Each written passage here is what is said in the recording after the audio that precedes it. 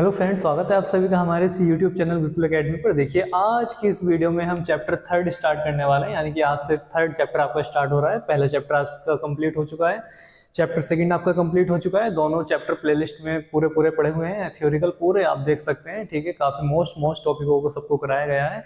पहला chapter, chapter second, यानी कि दोनों चैप्टर आपके कंप्लीट प्लेलिस्ट में हैं, आप वहां से कंप्लीट कर सकते हो। आज चैप्टर की स्टार्टिंग होती है थर्ड की, और जिसका नाम है वैद्युत धारा, इलेक्ट्रिक करंट। तो सबसे पहले यही बात होती है कि इलेक्ट्रिक करंट, वैद्युत धारा क्या होती है। सही है, तो आपको चैप्टर थर्ड डाल लेना है, वैद्युत धारा, इलेक्ट्रिक करंट, और हेडिंग डालना है। सबसे पहले हेडिंग भी यही है, वैद्युत धारा की। वैद्युत धारा होती क्या है, तो देखिए बस समझते रहना है बातों को। ठीक है, हेडिंग डाल लेना है अच्छे से, वैद्युत धारा। और मैं बताता हूँ आपको, समझाता हूँ कि होती क्या है वैद्युत धारा। तो किसी चालक, और ये नोट करना है आपको, अपनी जो नोटबुक है अच्छे से नोट्स आप बना ही रहे होगे। और हाँ, वीडियो को लाइक और शेयर करना ना भूला करें। ठीक है, वीडियो को लाइक शुरू में ही कर दिया करें, बाद में आप भूल जाते हो। तो वीडियो को लाइक कर दीजिए और अपने दोस्तों को शेयर कर दीजिए ज़्यादा से ज़्यादा। और जो नए बच्चे हैं, चैनल को सब्सक्राइब जरूर करें। ठीक है, क्योंकि पूरा सिलेबस आपका कंप्लीट होने वाला है। रोज एक वीडियो अपडेट होती है नए नए टॉपिक के साथ, और मोस्ट टॉपिक होते हैं सारे। तो किसी चालक में या किसी चालक पदार्थ में आवेश के प्रवाह की दर को, आवेश के प्रवाह की दर को वैद्युत धारा कहते हैं। वैद्युत धारा कहते हैं। से एक लाइन की परिभाषा है कि किसी चालक में या किसी चालक पदार्थ में आवेश के प्रवाह की दर को वैद्युत धारा कहते हैं, और इसे स्मॉल आई से प्रदर्शित करते हैं। इसे स्मॉल आई से प्रदर्शित करते हैं। ठीक है, और अगर बात करी जाए फॉर्मूले की, फॉर्मूला क्या होता है, तो भाई माना यदि आवेश, माना यदि स्मॉल टी समय में Q आवेश प्रवाहित हो, Q आवेश किसी चालक में प्रवाहित हो, तो देखिए क्या लिखा हुआ है कि यदि टी समय में, यानी कि टी समय की बात चल रही है, और टी समय में स्मॉल q आवेश किसी चालक पदार्थ में प्रवाहित किया जाए, तो धारा कितनी हो जाएगी, आई इक्वल टू हो जाएगा q अपॉन टी। सही है, यही परिभाषा है आपके सामने कि आवेश के प्रवाह की दर को वैद्युत धारा कहते हैं। बहुत आसान सी बात है, एक लाइन की परिभाषा है। ठीक है, तो हेड डालना है आपको वैद्युत धारा, और लिख लेना है कि किसी चालक में आवेश के प्रवाह की दर को वैद्युत धारा कहते हैं। इसे स्मॉल आई से प्रदर्शित करते हैं। अगर स्मॉल टी समय की बात चल रही है और स्मॉल टी समय पर क्यू आवेश प्रवाहित हो रहा हो, तो आई इक्वल टू होता है क्यू अपॉन टी। ठीक है, जिसे हम कहते हैं लाइट आ रही है, वो यही लाइट है। ठीक है, लाइट नहीं, लाइट का मतलब होता है प्रकाश।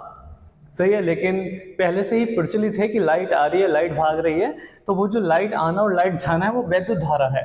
सही है, इलेक्ट्रिक करंट होता है वो। इलेक्ट्रिक करंट क्या है कि आवेश के प्रवाह की दर को वैद्युत धारा कहते हैं। अगर बात करी जाए मात्रक की, तो मात्रक क्या बनने वाला है, बताइए सामने ही आपके। अगर बात करी जाए मात्रक की, तो मात्रक क्या है, I equal to Q upon T है। तो यहां से तीन मात्रक बनने वाले हैं। अगर फॉर्मूले को देखा जाए तो क्यू क्या होता है, आवेश, आवेश का मात्रक क्या होता है, कूलाम, कूलाम प्रति सेकंड। ठीक है, तो वैद्युत धारा का मात्रक होता है कूलाम प्रति सेकंड, और इस कूलाम प्रति सेकंड को हम क्या बोल देते हैं, एम्पियर। सही है, वैद्युत धारा का जो मात्रक है वो है एम्पियर, और ये क्या है, एसआई मात्रक है। नोट करना है अच्छे से। ठीक है, पूछा जाता है कि वैद्युत धारा का एसआई मात्रक है, तो विद्युत धारा का एसआई मात्रक क्या हो गया, एम्पियर हो गया। क्लियर है बात यहाँ तक। ठीक है, अच्छे से नोट करते रहना है, बस हेडिंग डालकर अच्छे से लिख लेना है आपको कि पहले तो परिभाषा हो जाती है विद्युत धारा की कि किसी चालक पदार्थ में, ये कोई चालक है, इसमें कितने समय में कितना आवेश प्रवाहित हो रहा है, उसकी दर को बोलते हैं वैद्युत धारा। और मात्रक हो जाता है कूलाम प्रति सेकंड, कूलाम प्रति सेकंड को बोलते हैं एम्पियर। क्लियर बात। अब देखिए, एक क्वेश्चन पूछा जाता है आपसे, सबसे ज्यादा जो पूछा जाने वाला क्वेश्चन है आज की डेट में, इस समय। ठीक है, वो क्या है, पूछा जाता है कि वैद्युत धारा का मात्रक है, सही है, ध्यान से समझना बात को, वैद्युत धारा का मात्रक है। और जैसे ही क्वेश्चन आएगा बच्चे खुश, क्योंकि वैद्युत धारा जैसे पढ़ा तो ध्यान में आ जाएगा, I = Q/T कूलाम प्रति सेकंड होगा या फिर एम्पियर होगा, ऐसा ही मात्रक।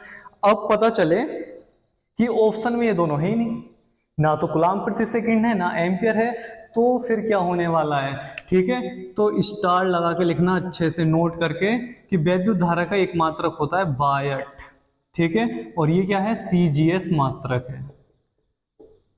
ध्यान रखना है, वैद्युत धारा का सीजीएस मात्रक जो है वो बायट है। और एक बायट की अगर बात करी जाए, अगर बात करें एक बायट की, तो एक बायट 10 एम्पियर के बराबर होता है, ठीक है। यानी कि 10 एम्पियर मिलकर क्या बनाते हैं, एक बायट बनाते हैं। और एक एम्पियर की बात करें तो 1/10 बायट होते हैं। क्लियर है बात, ठीक है। अब इनमें कंफ्यूज मत होना क्या क्या लिख दिया, बस एक लाइन याद रख लेना कि एक बायट जो होता है वो 10 एम्पियर के बराबर होता है, ठीक है, कि एक बायट बराबर 10 एम्पियर। तो 10 एम्पियर में क्या हो गया, एक बायट बन गया, और एक एम्पियर में 1/10 बायट हो गया। या तो ये पूछ लिया जाता है, ठीक है, या फिर ऊपर वाली लाइन आ जाती है। तो ध्यान रखना है, सबसे मोस्ट पॉइंट यही है इस वीडियो में कि सीजीएस मात्रक क्या होता है वैद्युत धारा का। तो ध्यान रखना है, वैद्युत धारा का जो सीजीएस मात्रक है वो हमारा क्या है, बायट है। और एक बायट बराबर कितना होता है, 10 एम्पियर होता है। ध्यान रखना है, बिल्कुल सही है। तो वैद्युत धारा के बारे में इतना आपको नोट कर लेना है बढ़िया करके कि वैद्युत धारा क्या है, कि आवेश के प्रवाह की दर को वैद्युत धारा कहते हैं। I = Q/T होता है। Q क्या है, चालक पदार्थ में प्रवाहित आवेश है, और T क्या है, समय है, कि कितने समय में कितना आवेश प्रवाहित हो रहा है, उसकी दर को वैद्युत धारा कहते हैं। मात्रक हो जाता है कूलाम प्रति सेकंड या एम्पियर हो जाता है, ठीक है। ये भी मोस्ट है, ये भी पूछ ले जाता है, लेकिन सीजीएस मात्रक इस समय बोर्ड एग्जाम में ज्यादा पूछा जा रहा है। तो ध्यान रखना कि वैद्युत धारा का मात्रक है या सीजीएस मात्रक है। और सारे ऑप्शन दे दिए जाएं तो सीजीएस मात्रक क्या है, बायट है। अगर पूछे एसआई मात्रक, तो एसआई मात्रक हमारा एम्पियर है। क्लियर हो रही है बातें, सही है, इतना ध्यान रखना है आपको। तो अच्छे से इसका स्क्रीनशॉट ले लीजिएगा या फिर अपनी नोटबुक में अच्छे से नोट कर लेना है बात को।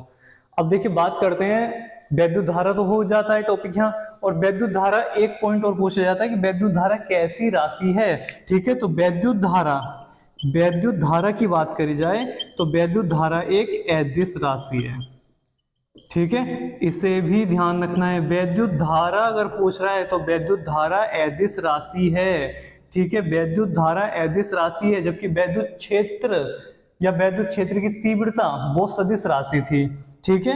वैद्युत धारा की बात करेगा तो ये अदिश राशि है। अब नेक्स्ट इससे आने वाला है धारा घनत्व भी सदिश राशि है, ठीक है।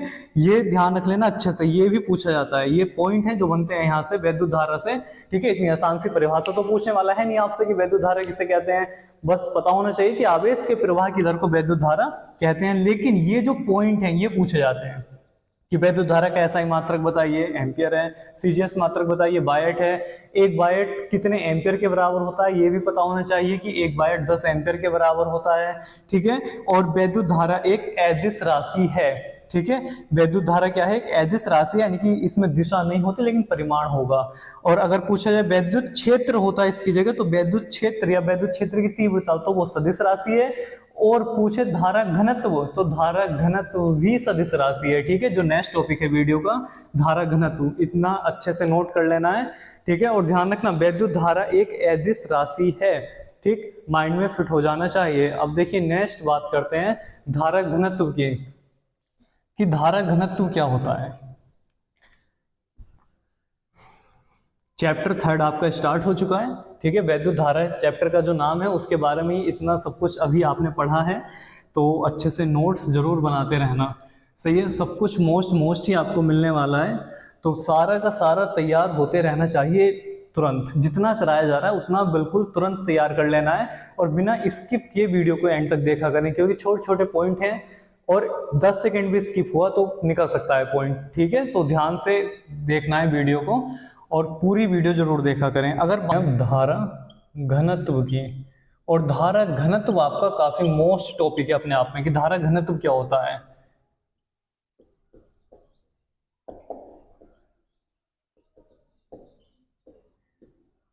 ठीक है, ध्यान रखना है। करंट डेंसिटी धारा घनत्व पूछा जाता है, 1 नंबर 2 नंबर में अलग से डेफिनेशन आ जाती है, तो ये मोस्ट टॉपिक में आता है आपके, धारा घनत्व, ठीक है।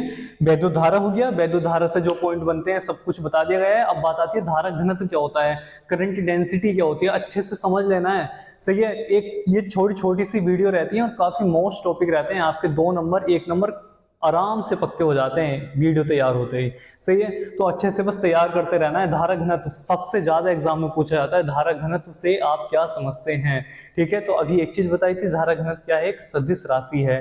क्लियर है बात, ठीक है। तो पहले इसकी डेफिनेशन लिखनी है कि धारा घनत्व किसे कहते हैं। तो धारा घनत्व क्या होता है, किसी धारावाही चालक के किसी बिंदु पर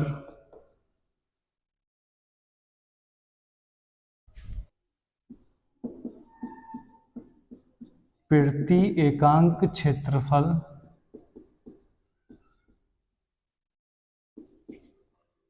के अभिलंबवत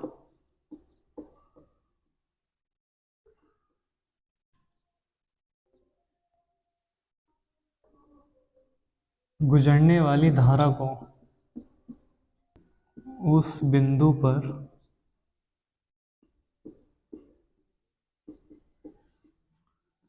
धारा घनत्व कहते हैं, ठीक है। ये आपके सामने धारा घनत्व की परिभाषा, कि किसी धारावाही चालक के, यानी कि किसी चालक पदार्थ में वैद्युत धारा बह रही है तो वो धारावाही चालक हो गया, कि किसी बिंदु पर, यानी कि इसके अंदर किसी बिंदु पर बात करी जा रही है, तो किसी बिंदु पर प्रति एकांक क्षेत्रफल के अभिलंबवत, ठीक है, प्रति एकांक क्षेत्रफल के अभिलंबवत गुजरने वाली धारा को उस बिंदु पर धारा घनत्व कहते हैं, ठीक है। नोट कर लेना है। अब इसे जे से प्रदर्शित करते हैं, सही है। इसे जे से प्रदर्शित करते हैं कि भाई जे से इसे हम प्रदर्शित करते हैं, और जे बराबर कितना होता है, जे बराबर होता है I upon A, J equal to I upon A, सही है। कि जे बराबर क्या होता है, धारा घनत्व क्या होता है, कि प्रति एकांक क्षेत्रफल, ये रहा देखो, यहां से ही डेफिनेशन है कि प्रति एकांक क्षेत्रफल के अभिलंबवत गुजरने वाली धारा को धारा घनत्व कहते हैं, ठीक है। एक लाइन बस यही याद रखनी है कि प्रति एकांक क्षेत्रफल के अभिलंबवत गुजरने वाली धारा को धारा घनत्व कहते हैं, ठीक। अब इसे थोड़ा सही से लिख लेना है कि किसी धारावाही चालक के अंदर, ठीक है, किसी धारावाही चालक के अंदर किसी बिंदु पर, ठीक, कोई पॉइंट हो सकता है, प्रति एकांक क्षेत्रफल के अभिलंबवत गुजरने वाली धारा को उस बिंदु पर धारा घनत्व कहते हैं, और इसे कैपिटल जे से प्रदर्शित करते हैं, और जे इक्वल टू होता है आई अपॉन ए। अगर बात करी जाए मात्रक की, तो यहां से मात्रक क्या बनता है, अगर मात्रक की बात करें तो आई क्या है, आई क्या है, एम्पियर, वैद्युत धारा, ठीक है। वैद्युत धारा का मात्रक क्या आया था, अभी एम्पियर आया था, एम्पियर अपॉन ए क्या है, ए यहाँ पर क्षेत्रफल एरिया है, यानी कि एम्पियर प्रति मीटर स्क्वायर इसका मात्रक बनता है, एम्पियर प्रति मीटर स्क्वायर। क्लियर है बात। अगर बीमीय सूत्र की बात करी जाए कि भाई बीमीय सूत्र क्या है इसका धारा घनत्व का, तो बीमीय सूत्र क्या बनने वाला है, देखिए बीमीय सूत्र का मतलब, इसे बीमाओं में कैसे दर्शा सकते हैं, एम्पियर, एम्पियर को क्या लिखा जाएगा, ए अपॉन मीटर स्क्वायर यानी कि L2। तो बीमीय सूत्र क्या बन गया इसका, बीमीय सूत्र बन गया AL-2, ठीक है। ऐसे देखिए इसे कैसे लिख सकते हैं कि M0 L-2 T0 MLT वाली फॉर्म हो गई, M0 L-2 है, T0 T नहीं है तो T0 और A, और ये बन जाता है इसका बीमीय सूत्र, ठीक है। दोनों तरह से आप लिख सकते हैं, ये भी सही है, ऐसा नहीं कि ये गलत लिखा हुआ है, या तो ऐसे लिख लीजिएगा और या फिर इस तरह से आप लिख सकते हैं। और बड़ा ब्रैकेट लगाना ना भूलें, ध्यान रखना है बीमीय सूत्रों को बड़े ब्रैकेट में ही लिखते हैं, बड़े ब्रैकेट में लिखोगे तो ही बीमीय सूत्र आपका सही माना जाएगा, नहीं तो गलत माना जाता है, इस बात को ध्यान रखना है। तो देखिए काफी मोस्ट टॉपिक है आपके सामने आज, धारा घनत्व क्या होता है, करंट डेंसिटी क्या होती है। तो बिल्कुल ध्यान रखना है कि क्या होती है, प्रत्येकांक क्षेत्रफल के अभिलंबवत गुजरने वाली धारा को धारा घनत्व कहते हैं, ठीक है। और सही से लिख लेना है, बिल्कुल अच्छे से इसे अपनी नोटबुक में नोट कर लेना है कि किसी धारावाही चालक के किसी बिंदु पर प्रत्येकांक क्षेत्रफल के अभिलंबवत गुजरने वाली धारा को उस बिंदु पर धारा घनत्व कहते हैं, और इसे जे से प्रदर्शित करते हैं, और जे इक्वल टू होता है I/A, और मात्रक हो जाता है इसका एम्पियर प्रति मीटर स्क्वायर, और बी में सूत्र की बात करें तो बन जाता है m0L-2 T0A। सही है। अगर एक क्वेश्चन यहां से जो मैंने अभी थोड़ी देर पहले जिक्र किया था, धारा घनत्व पूछता है, धारा घनत्व कैसी राशि है। सही है, तो धारा घनत्व एक सदिश राशि है, ठीक है। ये क्या है, धारा घनत्व एक कैसी राशि है, सदिश राशि है। ध्यान रखना है, धारा घनत्व हमारी एक सदिश राशि में आता है, और जबकि वैद्युत धारा जो था वो एक अदिश राशि है, ठीक है। ध्यान रखना है इन बातों को कि वैद्युत धारा क्या है, एक अदिश राशि है, और धारा घनत्व जो है वो हमारी सदिश राशि है। क्लियर। तो दोनों टॉपिकों को अच्छे से अपनी नोटबुक में नोट कर लेना है, और दोनों पॉइंट जितने भी बताए गए हैं दोनों हेडिंगों से सारे के सारे मोस्ट हैं, अच्छे से तैयार करना है, बिल्कुल फिट कर लेना है दिमाग में। सही है, वैद्युत धारा के बारे में सब कुछ पता होना चाहिए आपको, जो चैप्टर का नाम है, और फिर इसमें टॉपिक आता है धारा घनत्व, जो सबसे ज्यादा मोस्ट है, 2 नंबर में काफी बार पूछा गया है बोर्ड एग्जाम में कि धारा घनत्व से आप क्या समझते हैं, और ये एक कैसी राशि है। तो धारा घनत्व क्या है, धारा घनत्व एक सदिश राशि है, ठीक है। धारा घनत्व जो है एक सदिश राशि है, और जो वैद्युत धारा है वो एक अदिश राशि है, ठीक है। कंफ्यूजन नहीं होना चाहिए, ध्यान रखना है बात को। और एक एक नंबर में क्या पूछ लेता है, और क्या पूछ लेता है, ये पूछ लेता है कि वैद्युत धारा का चालन धातुओं में किसके द्वारा होता है। सही है, ध्यान रखना है। इतना नोट कर लिया है आपने, तो इतना नोट करने के बाद आपको एक चीज और ध्यान रखनी है, ठीक है, जो एग्जाम में आपसे पूछी जाती है, विकल्प वगैरह में पूछ लेता है कि धातुओं में, क्वेश्चन है एमसीक्यू में आया हुआ, धातुओं में, ये 1 नंबर में भी आ जाता है अति लघु वाले ऑप्शन में, कि धातुओं में वैद्युत प्रवाह होता है, वैद्युत प्रवाह होता है, ठीक है। ये पूछ रहा है कि धातुओं में जो वैद्युत धारा बहती है वो किसके द्वारा बहती है, किसके कारण बहती है। तो इसका आंसर क्या लिखना है आपको बताओ। धातुओं में जो वैद्युत प्रवाह होता है वो किसके द्वारा होता है, धातुओं में किसके दिक्कत होती है, मुक्त इलेक्ट्रॉनों की। इलेक्ट्रॉनों की उनकी परिभाषा ये होती है धातुओं की कि जिनमें इलेक्ट्रॉन त्याग कर धनायन बनाने की प्रवृत्ति होती है, ठीक है। तो वो जो इलेक्ट्रॉन है, सही है, उनमें ही वैद्युत धारा हमारी बहती है, उनके द्वारा ही। तो इसका आंसर क्या है कि मुक्त इलेक्ट्रॉन। तो ध्यान रखना है कि वैद्युत धारा का जो प्रवाह होता है धातुओं के अंदर वो किसके द्वारा होता है, मुक्त इलेक्ट्रॉनों के द्वारा होता है, और काफी बार पूछा हुआ क्वेश्चन है। सही है, तो वीडियो आपकी काफी मोस्ट है, 2 से 3 से 4 नंबर तक भी आपको यहां से मिल सकते हैं, एक एक नंबर के लिए, तो काफी मोस्ट है कि भाई वैद्युत धारा कैसी राशि है, वैद्युत धारा एक अदिश राशि है। क्लियर है। और धारा घनत्व एक सदिश राशि है, ठीक। और जो वैद्युत धारा है उसका एसआई मात्रक एम्पियर होता है, जो भी पीछे बताया है, और सीजीएस मात्रक वैद्युत धारा का बायट होता है, और 1 बायट बराबर 10 एम्पियर होते हैं, ठीक है। क्लियर, फिट कर लेना है बिल्कुल।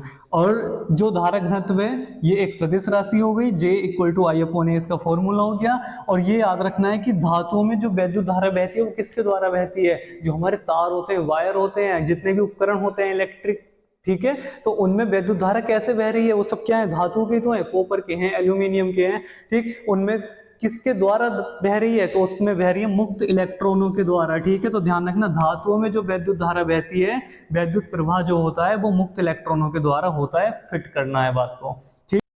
अब जब वैद्युत प्रवाह की बात चली रही है तो एक बात और ध्यान रखना, अगर धातुओं की बात करी जा रही है तो मुक्त इलेक्ट्रॉन है। अगर विद्युत अपघट्य आ जाए, ठीक है, विद्युत अपघट्य, ये आपकी केमिस्ट्री में भी मोस्ट है, केमिस्ट्री का क्वेश्चन भी बन जाता है कि वैद्युत अपघट्यों में वैद्युत प्रवाह किसके द्वारा होता है, कि वैद्युत अपघट्यों में वैद्युत प्रवाह किसके द्वारा होता है।